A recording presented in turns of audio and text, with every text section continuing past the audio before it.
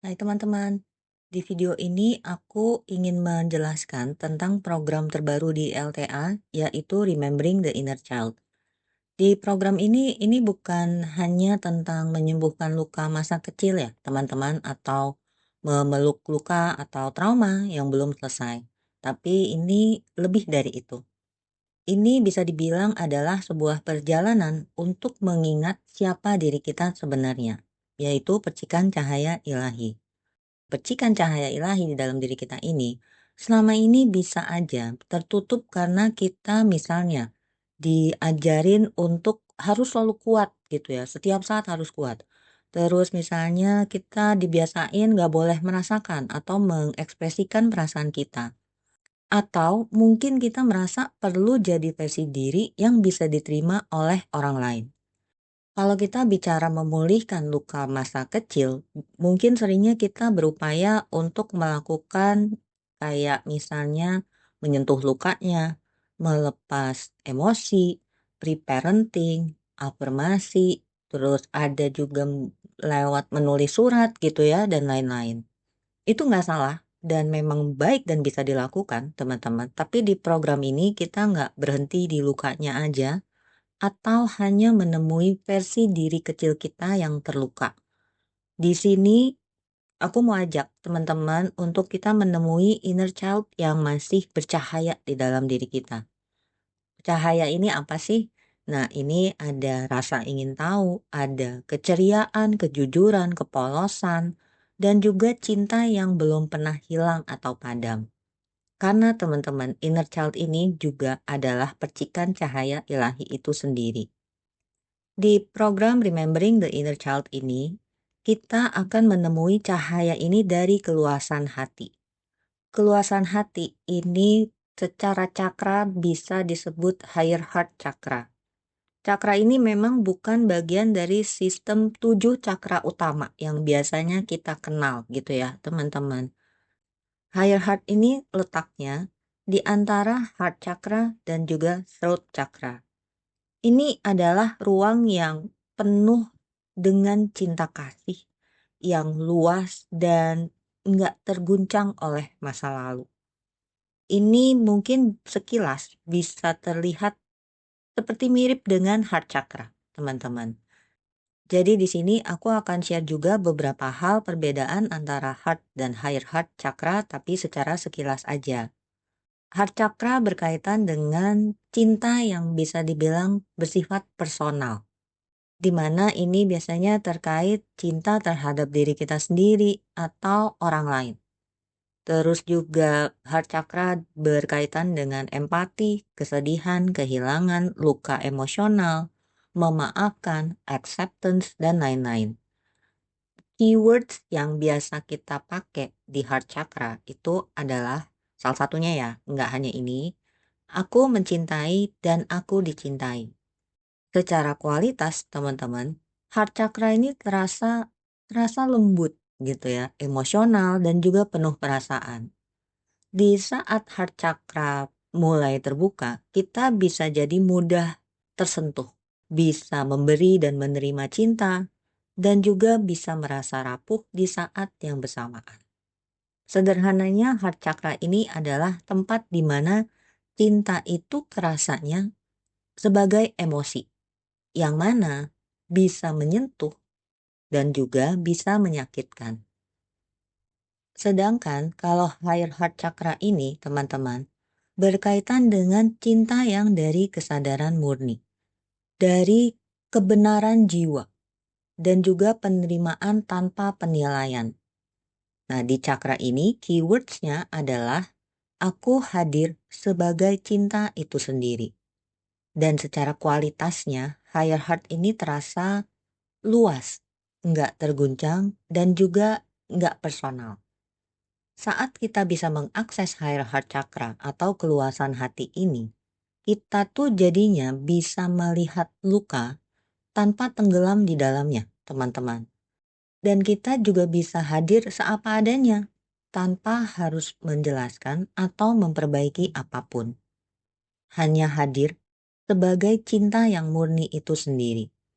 Jadi di sini bukan cinta yang sebagai emosi gitu, teman-teman. Bukan sesuatu yang bisa datang dan pergi, tapi sebagai cinta yang nggak bergantung pada siapapun atau apapun. Nah, itu perbedaannya ya, teman-teman. Tapi ada satu hal yang bisa dibilang sama gitu ya, yang memang berkaitan dengan atau dikaitkan dengan kedua cakra itu, yaitu unconditional love. Tapi lagi-lagi ada perbedaannya, teman-teman. Di heart chakra tadi, cinta ini kan terasa sebagai emosi ya. Begitu juga unconditional love-nya pun terasa sebagai emosi. Jadi ini biasanya melibatkan hubungan atau relasi gitu ya, again ke diri kita sendiri, ke orang tua, ke pasangan dan lain-lain.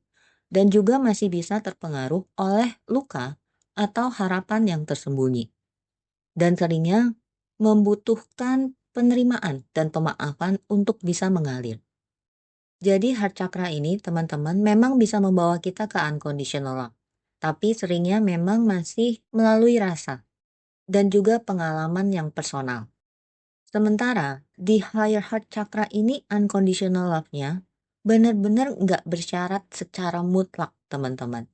Juga nggak bergantung pada cerita, kisah, identitas, atau siapapun yang terlibat.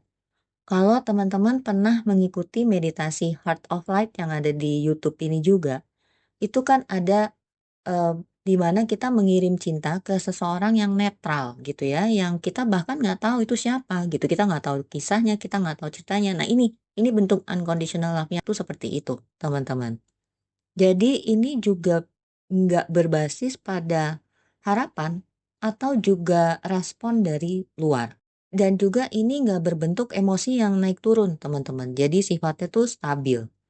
Dan di sini bukan tentang mencintai tanpa syarat aja gitu ya, tapi menjadi cinta yang menyaksikan dan merengkuh semuanya tanpa syarat.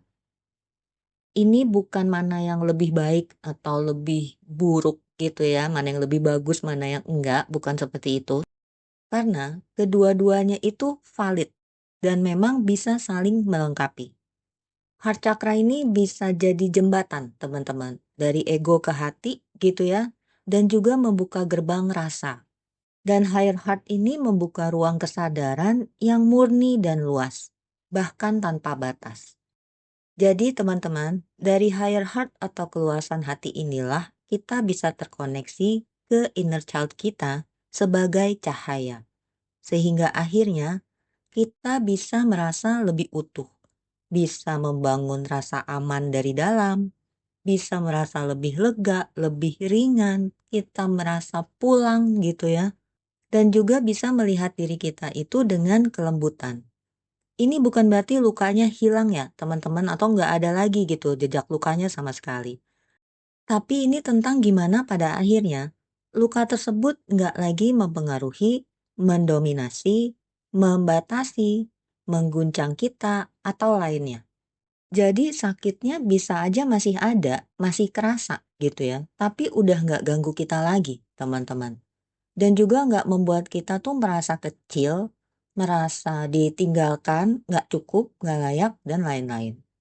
Jadi kalau misalnya kita mau bicara sembuh dalam konteks program ini, bukan artinya kita nggak pernah ingat lagi rasa sakitnya atau selalu bahagia dan damai setiap saat. Tapi pada akhirnya, kita bisa jadi seperti ini, teman-teman. Aku masih ingat kejadian dan luka di masa lalu, tapi aku nggak tenggelam di dalamnya. Atau aku bisa merasa sedih, tapi nggak tergulung dan terseret di rasa itu. Atau aku tahu rasa sakitku, tapi aku juga tahu bahwa aku lebih dari itu. Jadi sembuh dalam tanda kutip itu di mana luka atau kejadian masa lalu udah nggak lagi menguasai hidup kita, teman-teman. Perubahan persepsi diri itu tadi, teman-teman, pada akhirnya tuh juga bisa mengubah persepsi kita ke orang-orang yang terlibat. Yang selama ini kita rasa itu merekalah yang menyebabkan luka-luka kita itu, teman-teman. Persepsi itu tadi, itu bisa lahir dari kesadaran bahwa luka bukanlah sesuatu yang perlu dilawan, tapi sebagai bagian dari perjalanan pulang ke diri kita sendiri. Dan dari situ energinya pun berubah, teman-teman. Pada akhirnya kita nggak merasa bahwa diri kita korban dan orang lain adalah pelaku. Tapi ini bukan berarti artinya kita membenarkan perbuatannya ya teman-teman. Tapi artinya hidup kita ini nggak lagi didefinisikan oleh apa yang kita rasa mereka perbuat. Dari situ akhirnya kita nggak lagi menuntut keadilan supaya bisa merasa damai. Juga nggak berupaya untuk memaafkan. Karena luka itu udah kehilangan powernya teman-teman. Dan juga kita nggak lagi merasa perlu mengerti alasan mereka untuk kita bisa tetap berjalan maju. Upaya untuk memaafkan ini ya teman-teman, sebenarnya tuh itu yang bikin kita tuh makin terikat, makin terbelenggu gitu. Dan sebenarnya kenapa sih kita tuh kok pengen banget bisa memaafkan orang lain gitu ya? Karena sebenarnya itu karena kita belum benar-benar merasa aman di dalam diri kita sendiri. Tapi, di saat kita bisa hadir dari keluasan hati, memaafkan itu bukan sesuatu hal yang katakanlah kayak sebuah tugas gitu ya, atau sebuah hal yang ada di to-do list kita. Tapi akhirnya, memaafkan itu adalah pelepasan yang terjadi dengan sendirinya. Program ini akan berjalan selama 7 minggu ya teman-teman. Strukturnya seperti ini.